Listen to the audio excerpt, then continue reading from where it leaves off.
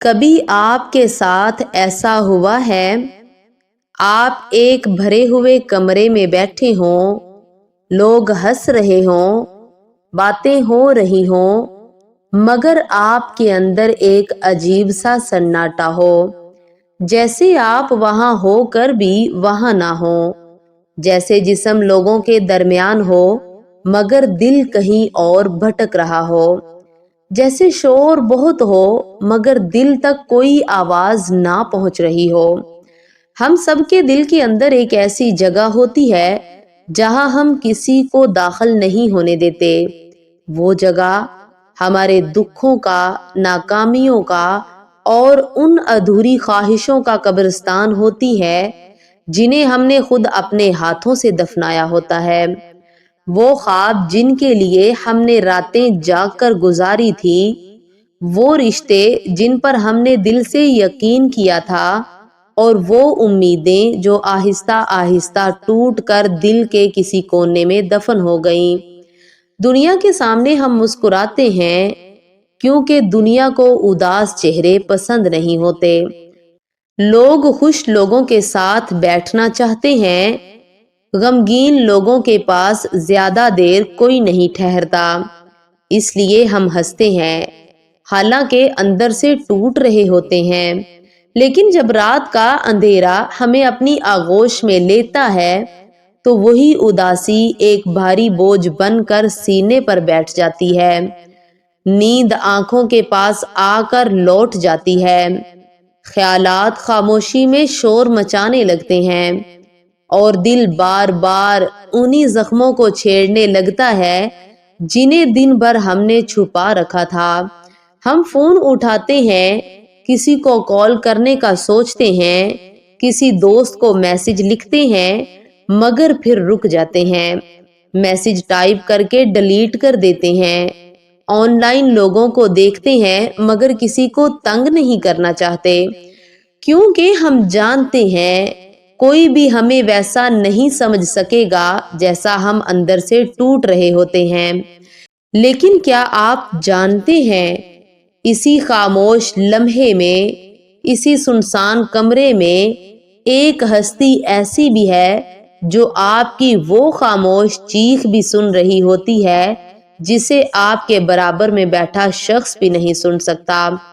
وہ آپ کے آنسو گرنے سے پہلے جان لیتا ہے کہ دل کس درد سے بھرا ہوا ہے۔ ہم نے ہمیشہ اللہ کو ایک عظیم، جبار اور قہار بادشاہ کے طور پر سنا جس سے صرف ڈرنا چاہیے۔ بے شک وہ عظمت والا ہے، مگر کیا آپ نے کبھی اسے اپنا رازدار بنایا؟ کبھی دل کی وہ بات بھی اس سے کہی جو آپ کسی انسان کو نہیں بتا سکتے؟ وہ خود فرماتا ہے، میں تمہاری شہرگ سے بھی زیادہ قریب ہوں۔ سوچئے، شہرگ سے زیادہ قریب، یعنی آپ کے دل کی دھڑکن سے بھی قریب، آپ کے آنسوؤں سے پہلے آپ کا درد جاننے والا۔ اللہ سے گفتگو کے لیے عربی کے مشکل الفاظ ضروری نہیں، بس دل سچا ہونا چاہیے۔ ٹوٹا ہوا دل بھی قبول ہے، بکھرا ہوا دل بھی قبول ہے، بس سچائی ہونی چاہیے۔ کبھی مصلے پر بیٹھ کر کہا ہے، یا اللہ آج دل بہت ڈرا ہوا ہے، مجھے سنبھال لے۔ کبھی کہا ہے، میرے مولا میں بہت تھک گیا ہوں، مجھے سہارا دے۔ کبھی کہا، یا اللہ میں مضبوط دکھائی دیتا ہوں مگر اندر سے ٹوٹ رہا ہوں۔ جب آپ اس سے بات کرنا شروع کرتے ہیں تو آپ کو احساس ہوتا ہے آپ کبھی تنہا تھے ہی نہیں، وہ تو بس انتظار کر رہا تھا کہ کب آپ دنیا کے سہاروں سے تھک کر اس کی طرف پلٹتے ہیں، کب آپ انسانوں سے امید ہٹا کر اپنے رب کی طرف دیکھتے ہیں۔ آج ہم کسی کے سننے کے لیے ہزاروں روپے خرچ کرتے ہیں تاکہ کوئی ہمیں سمجھ سکے، تاکہ کوئی ہمارے درد کو سن لے، کوئی ہمیں بتا دے کہ ہم اکیلے نہیں ہیں۔ مگر کائنات کا سب سے بڑا سننے والا تو وہ ہے جس نے آپ کے دل کو خود بنایا ہے۔ وہ جانتا ہے کس بات پر آپ ٹوٹ جاتے ہیں اور کس درد پر خاموش ہو جاتے ہیں۔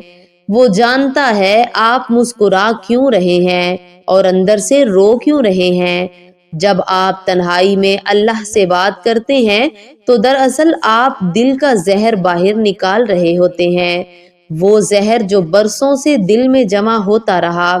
مایوسی، خوف، غم، پچھتاوا، سب آہستہ آہستہ ہلکا ہونے لگتا ہے۔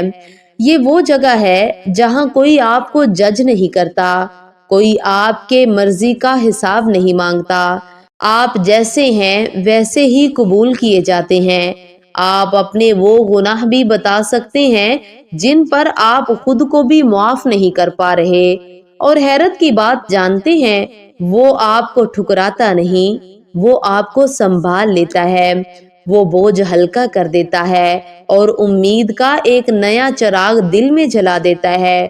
یہ سکون کسی انسان کے پاس نہیں۔ اکثر لوگ پوچھتے ہیں، ہم تو بات کرتے ہیں مگر اللہ جواب کیسے دیتا ہے؟ یاد رکھیے، اللہ آواز سے نہیں، احساس سے جواب دیتا ہے۔ کبھی ایسا ہوا آپ پریشان ہوں اور اچانک کوئی آیت، کوئی بات، کوئی شخص ایسا جملہ کہہ دے جو سیدھا دل پر مرہم بن جائے، یا اچانک دل کو سکون مل جائے بغیر کسی وجہ کے؟ یہ جواب ہوتا ہے۔ کبھی اس کا جواب خاموشی بھی ہوتا ہے تاکہ آپ اپنی اندر کی آواز سن سکیں۔